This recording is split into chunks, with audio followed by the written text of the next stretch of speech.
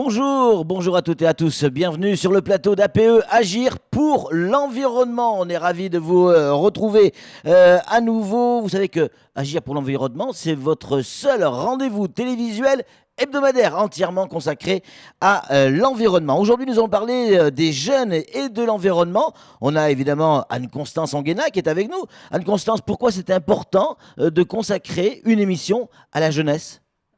La jeunesse, c'est notre avenir. La planète Terre, nous l'avons allègrement polluée avec nos parents et nous allons leur laisser un désastre. Donc, pour qu'ils puissent continuer à vivre le mieux en harmonie, le plus en harmonie possible, eh bien, il faut qu'ils intègrent l'environnement très tôt. Et donc, c'est important que des émissions comme la nôtre puissent faire un focus sur les jeunes. C'est-à-dire arriver à sensibiliser les jeunes. Et c'est pas toujours facile de leur parler à cette génération Y. On va essayer de relever le challenge, agir pour l'environnement au quotidien. C'est possible. En tout cas, nous, on y croit. Tout de suite, le sommaire de l'émission.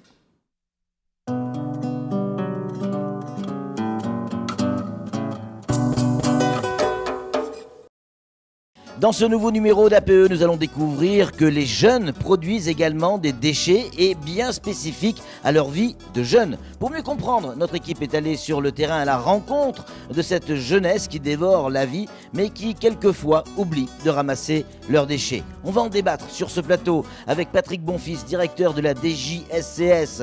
Zouzou sera également avec nous, bénévole au sein de l'association AD du Pass. Et puis bien évidemment, on aura Anne-Constance Anguena qui interviendra sur ce plateau. Nous reviendrons en détail sur les déchets produits, ferons également le point sur la question des faux frisous qui pullulent à la sortie des écoles. Nous parlerons également de la sensibilisation et de l'engagement de ces associations de jeunes. Enfin, nous retrouverons en fin d'émission Anne-Constance Anguena avec laquelle nous aborderons les chiffres clés et les gestes qui peuvent tout changer. La jeunesse, c'est cette époque révolue pour certains d'entre nous, pendant laquelle nous avions des rêves plein la tête et beaucoup d'innocence, un manque de sérieux pour tout, sauf les choses qui comptent vraiment. Comment vivre ou s'amuser, ça aussi, c'est important quand on est jeune. À Mayotte, cette jeunesse vit pleinement, elle s'engage aussi dans les projets. C'est le reportage que nous vous proposons de suivre tout de suite, un reportage signé Pierre Bellucci, Daniel Dunon et Oumrati Saïd. Regardez.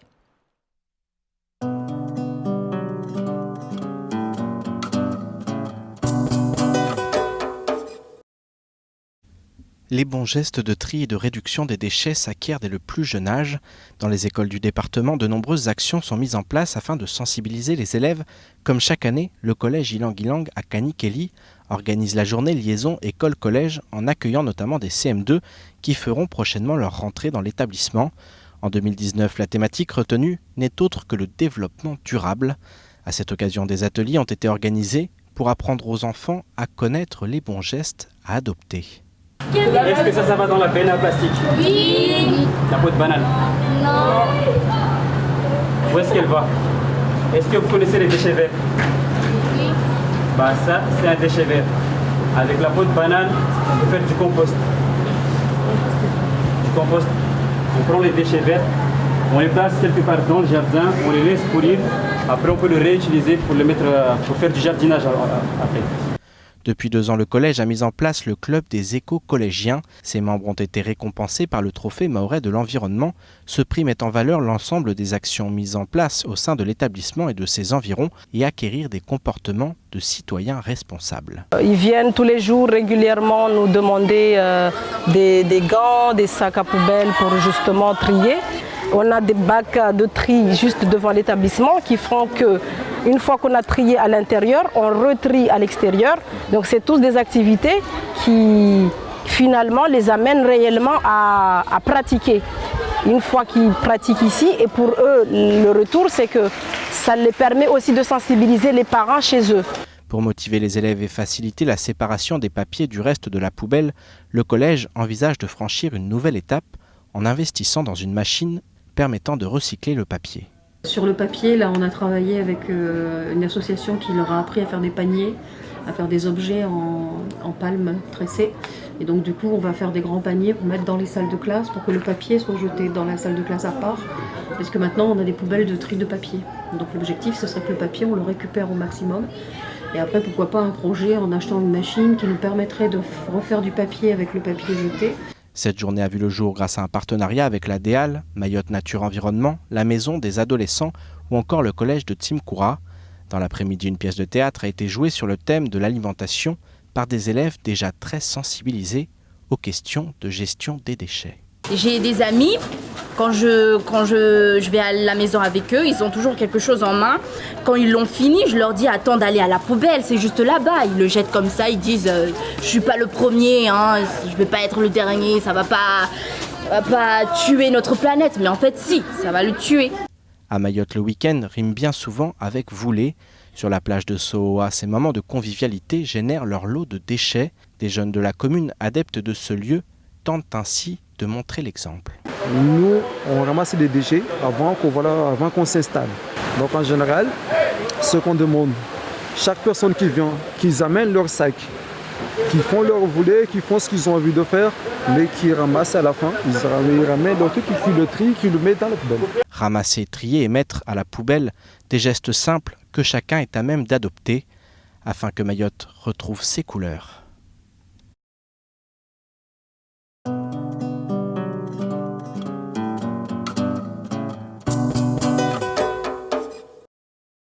Merci à toute l'équipe de Pierre Bellucci pour ce superbe reportage.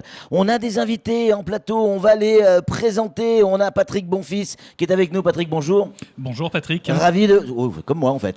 Ravi de vous retrouver en plateau. On a Zouzou qui est avec nous également. Bonjour Patrick. Bonjour Zouzou, donc vous habitez du côté de Passamenti. On a également Anne-Constance Onguena qui est avec nous. Rebonjour Anne-Constance. Rebonjour. Mais on va commencer avec vous, Anne-Constance, si vous êtes d'accord. Quels sont les déchets spécifiques produits par les jeunes aujourd'hui ? Le plus important, les consommations dans la rue, c'est-à-dire les papiers gras quand on a mangé en marchant, les canettes de boisson. Après, évidemment, les mégots qui accompagnent toujours une petite boisson ou une petite pause. Et puis les voulets, le week-end sur les plages qui occasionnent des déchets. C'est pas spécifique aux jeunes, ça, si ? Non, c'est pas spécifique aux jeunes, mais vous avez notamment du côté de Chiconi des jeunes qui font des voulets bien à eux, rien que pour eux, et qui n'ont pas des comportements plus adaptés que ceux de leurs parents. Alors, on a pu entendre ici et là qu'il y avait un problème avec les frisous. C'est quoi ce problème ? Alors déjà, c'est pas un problème avec les frisous, c'est un problème avec ces bâtons d'eau congelés, colorés et sucrés qui sont vendus devant les écoles, qui ne sont pas des frisous, puisque Frisou est une marque de glace bien connue, dont on ne trouve les produits que dans les supermarchés. À la sortie des écoles, on trouve des produits issus de l'économie informelle qui sont arrivés à Mayotte, on ne sait pas trop comment, et qui contiennent des polluants, des colorants qui ne sont pas recommandés pour la santé et qui occasionnent une problématique de déchets forts, comme on l'a vu dans le sujet image, puisqu'ils sont abandonnés par terre. Mais ce ne sont surtout pas des frisous. On va rendre à César ce qui appartient à César. Zouzou, vous êtes bénévole chez AD Dupas. Pourquoi les jeunes ne ramassent-ils pas leurs déchets ? Parce qu'eux, ils n'ont pas l'habitude et ils n'ont pas conscience de ce qu'ils font. Ils n'ont pas conscience de l'importance d'un déchet par terre. Et vous, avec votre association, vous allez à la rencontre de ces jeunes ? Oui. Qu'est-ce que vous leur dites ? On leur dit... Il y en a aussi des bénévoles aussi qui, eux, ils nous aident en temps de ramasser des déchets. Oui. En fait, c'est essentiellement ça, ramasser les déchets avec des bénévoles. Mais est-ce qu'il y a une action sur la sensibilisation, discuter avec ces jeunes avant de jeter le déchet ? Qu'est-ce que vous leur dites ? On le prend, on parle avec eux tranquillement et on leur explique à propos de la nature, ce qui va se passer, à propos des maladies. Donc du coup, il y en a qui comprennent vite, il y en a, ils n'ont toujours pas conscience de ce qu'ils font. Patrick Bonfils, comment les jeunes réagissent-ils lorsqu'on aborde les questions sur cette thématique ? En général, les jeunes disent que c'est pas eux, que c'est l'autre, c'est toujours l'autre. Le comportement, c'est je jette parce que je suis pas devant chez moi. Donc c'est pas très grave. Chez moi, je vais faire attention parce qu'il y a mes parents, il y a ma communauté. En général, le comportement non responsable, non citoyen, se fait plutôt à l'extérieur, en dehors de son lieu de vie. Et c'est malheureusement il y a deux compliqué. comportements, celui qu'on a à la maison sûr. ou dans son jardin, voilà. Et quand on est à l'extérieur. Exactement. Mais vous savez, c'est pas forcément que les jeunes. Hein. Moi, j'ai régulièrement des sacs poubelles qui sont déposés devant chez moi et qui ne m'appartiennent pas. Et ça, ce sont des adultes qui le font aussi. Alors, effectivement, c'est un problème d'éducation, c'est un problème pédagogique, de dire que l'environnement, même si c'est pas son environnement proche, fait partie de notre vie, fait partie de notre monde, et que si je pollue à côté, à un moment donné, ça me reviendra. Parce que celui qui est à côté, lui, me ramènera ses propres déchets. Ouais. Zouzou, votre association AD Dupas, qu'est-ce que vous faites dans cette association? Dans la Dupas, nous, notre mission... Bien dans le micro. Dans le Dupas, nous, notre mission, c'est de... Non, c'est pas grave, allez-y, on est en direct, quasiment en direct. Qu'est-ce que vous faites exactement dans l'association? Exactement ce qu'on fait, c'est de ramasser les déchets et de voir aussi avec les voisins de ne pas jeter leurs déchets n'importe où ou n'importe quand. Et vous êtes aidé dans cette mission? Est-ce qu'on vous donne des moyens de le faire ou vous êtes livré à vous-même? On nous donne des moyens de le faire. Quoi? Lesquels moyens, par exemple? Lesquels moyens, par exemple... je sais pas comment expliquer. Des poches poubelles, peut-être? Oui, par exemple, des poches poubelles, on donne aux gens, on les distribue dans la ville. Vous êtes combien sur le terrain? Combien de jeunes? On est 60. Ah oui, quand même. Patrick, ça fait du bien d'entendre ce qui est assez... Non mais c'est vrai, ce sont les jeunes, 60 jeunes sur Passamenti, entre autres, qui se mobilisent pour ramasser les déchets. Ben oui, ça fait du bien parce qu'on voit qu'il y a une prise de conscience. De même que ce week-end, on a eu un nettoyage d'un chemin de randonnée qui va servir pour le trail des amis. Là. Et donc, ce sont ce genre de manifestations qu'il faut promouvoir, que l'on aide d'ailleurs. Nous donnons des subventions très régulièrement à ce genre d'action pour pouvoir mobiliser la jeunesse sur son propre environnement. Effectivement, on parlait tout à l'heure des frisous. Là, il va falloir trouver un moyen de savoir du moment où on l'achète. Alors d'abord, il faudrait éviter qu'on l'achète parce qu'effectivement, c'est un problème du matériel, du produit qui arrive clandestinement sur Mayotte.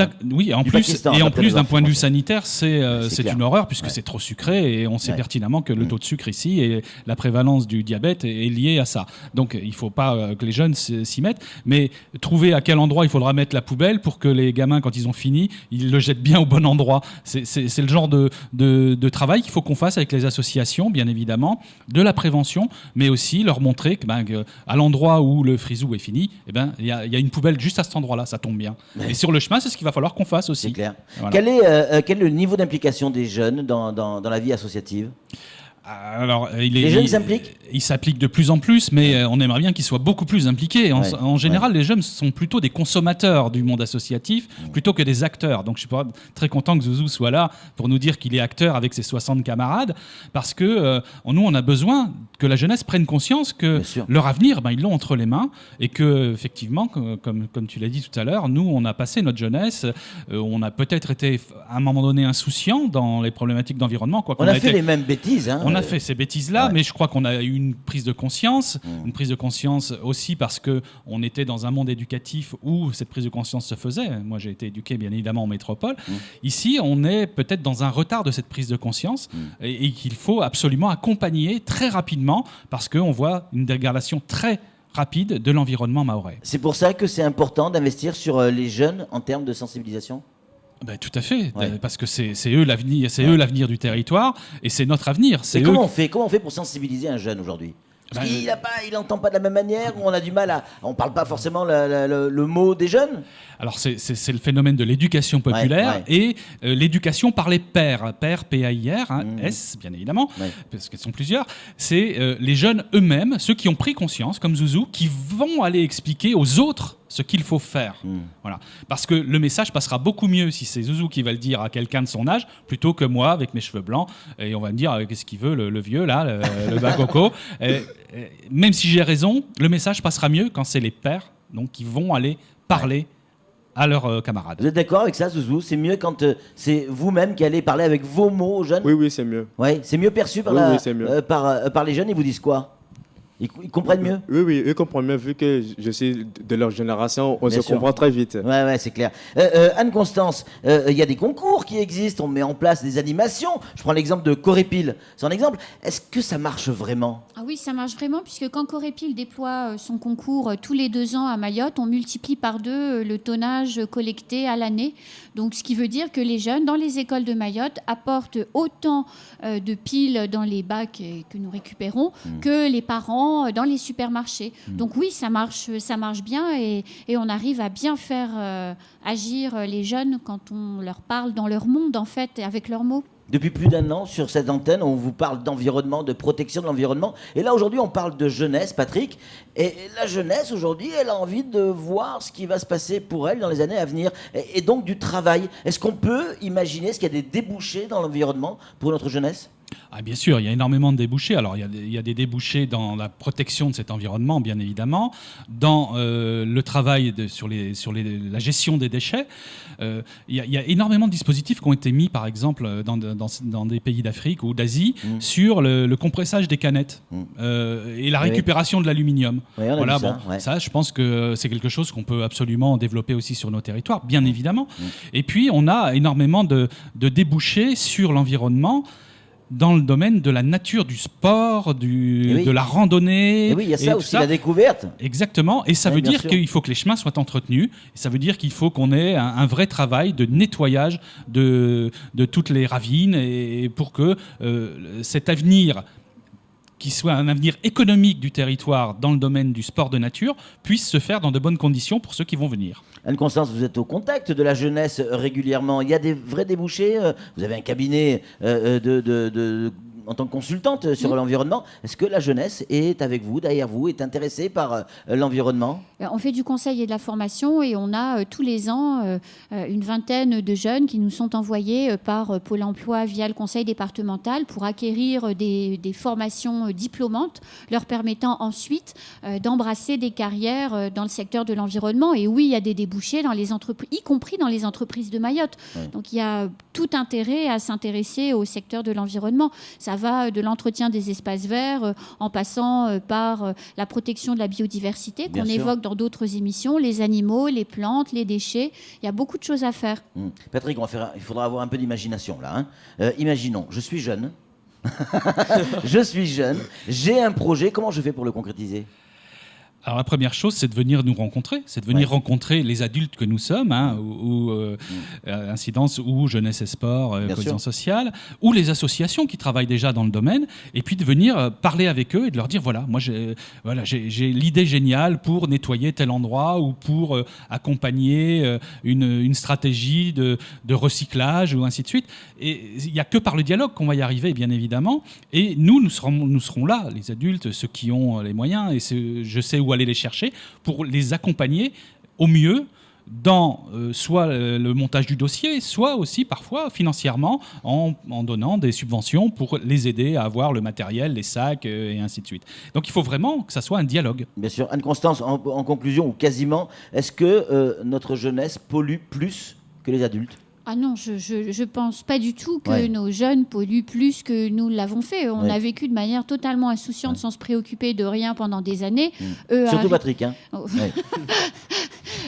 Mais notre jeunesse, dès l'école, est sensibilisée aux questions environnementales. Donc forcément, leur attitude et leur comportement vis-à-vis de l'environnement sera différent du nôtre.